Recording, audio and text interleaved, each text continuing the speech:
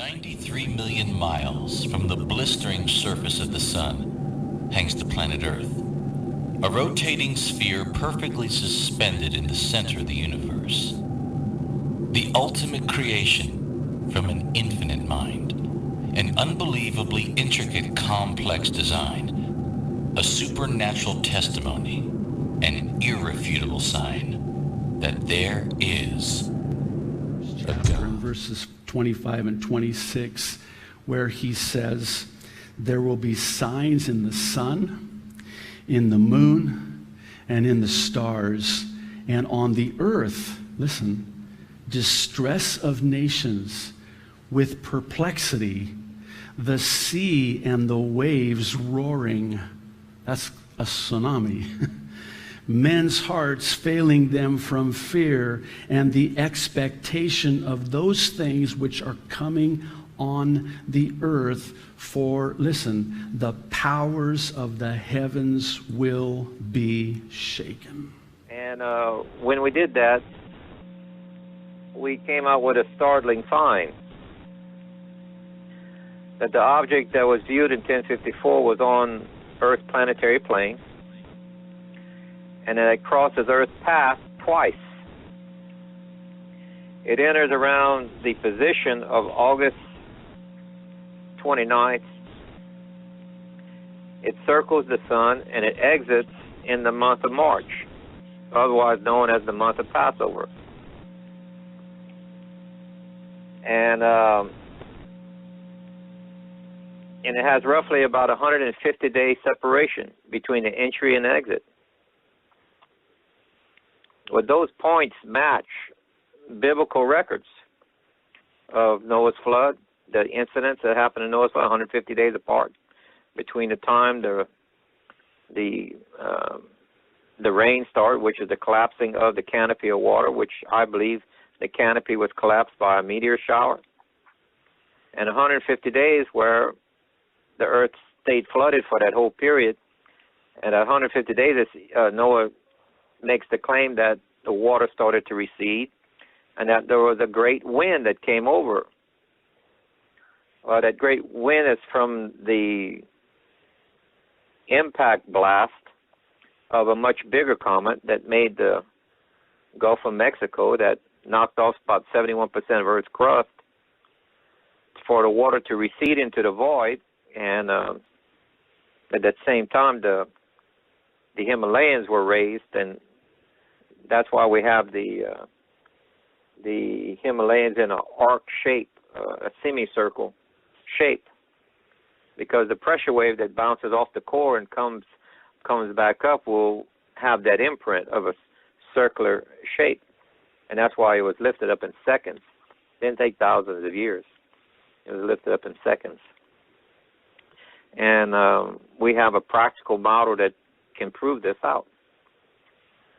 And we can walk through the Bible. I think I was able to list about 19 incidents that correlate to our model in the Bible, 18 to 19 different times that it's come by in the past.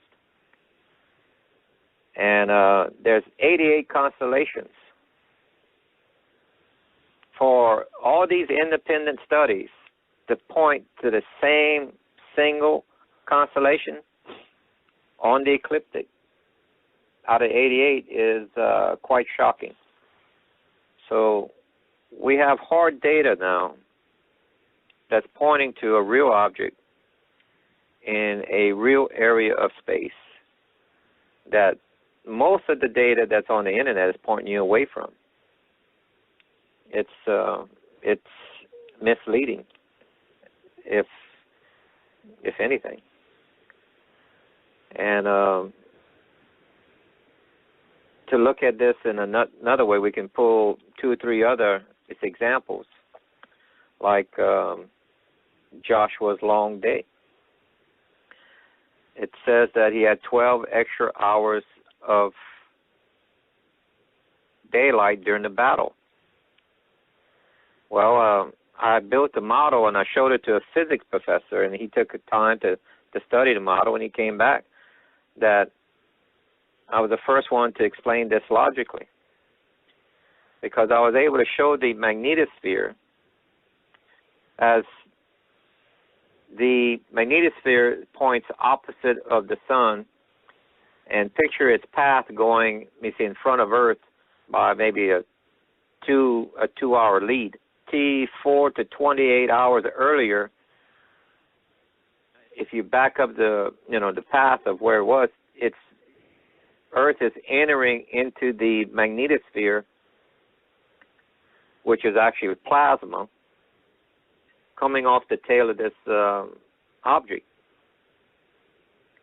And as it goes further and further, it gets deeper and deeper into the plasma. And this ends up reducing the energy from the sun that goes into our north and south pole of 4.5 to 5.5%, compounded hourly, the loss is. So what you have is, after about 24 to 28 hours later, you have the Earth coming to a complete stop without mile-high tidal waves. And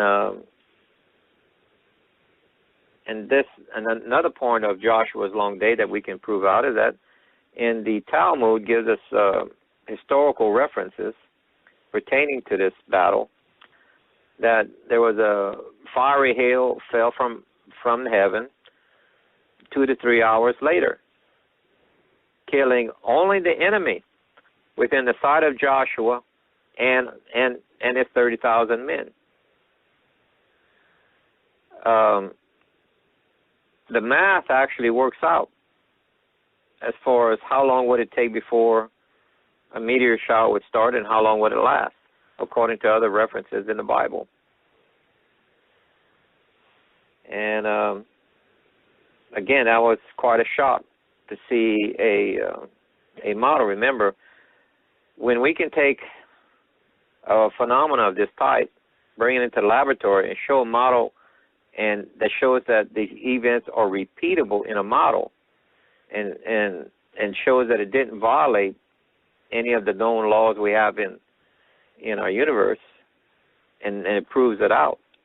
That it's very difficult for people of that time period who had no concept of Kepler's laws of planetary motion, or how the planets even orbited the sun, to make up a incidence that matches our planetary physics.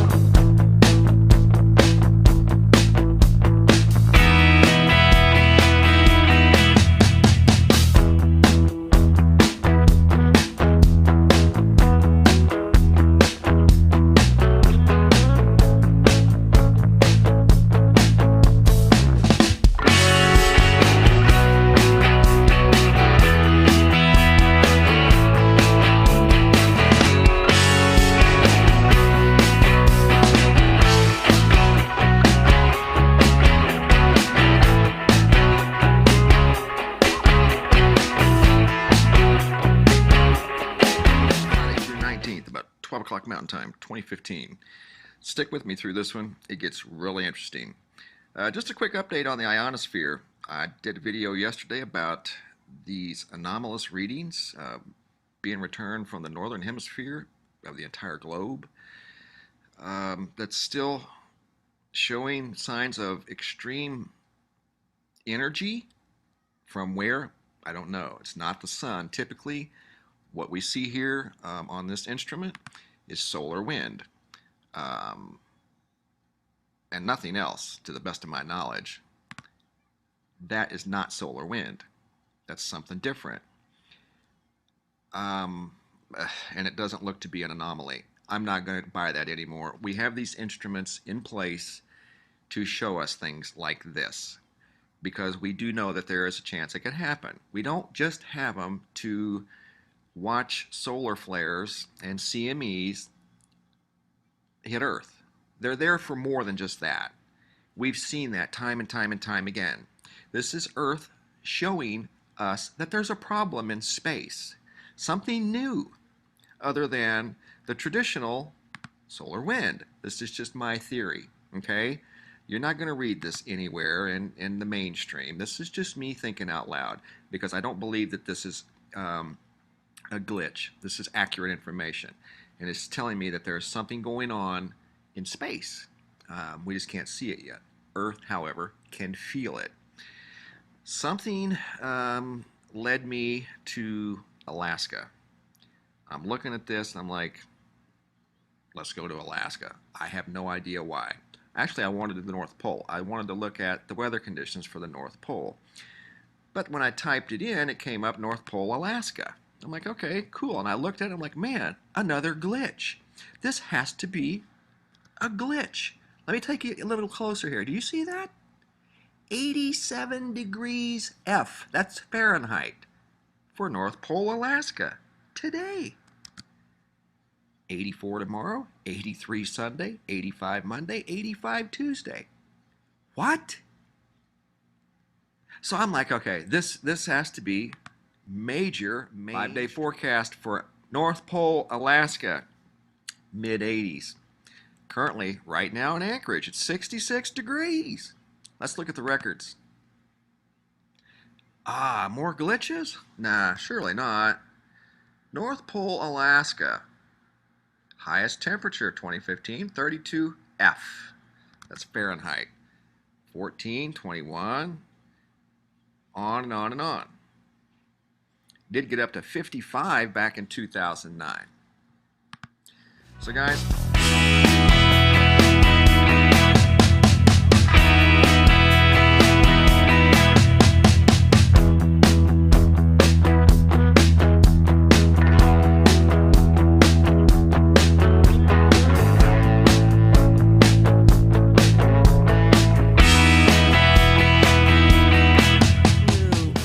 this enormous Jakobshavn Glacier, the most productive glacier in the world. The ice sheet used to be much smoother on top. Now it's just fractured on top. Conrad Steffens, the famous climatologist, said it looked as if a huge hammer had come down on top of the ice sheet. There's surface melting, which has really accelerated over the years. Huge lakes and thaw ponds. These are these beautiful blue eyes you see in the ice from the air. In other words, yes, it's really melting rapidly in ways that we're just...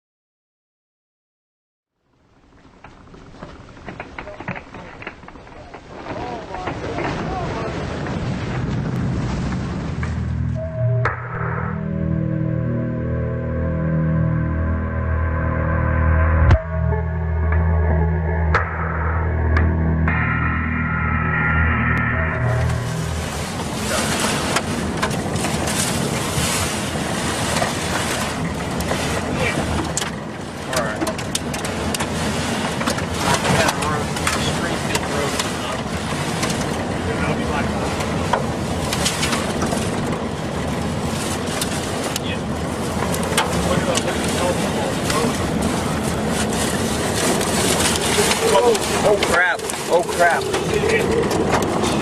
Oh yeah, we got debris, dude. Yeah, debris. Keep going, keep going, keep going.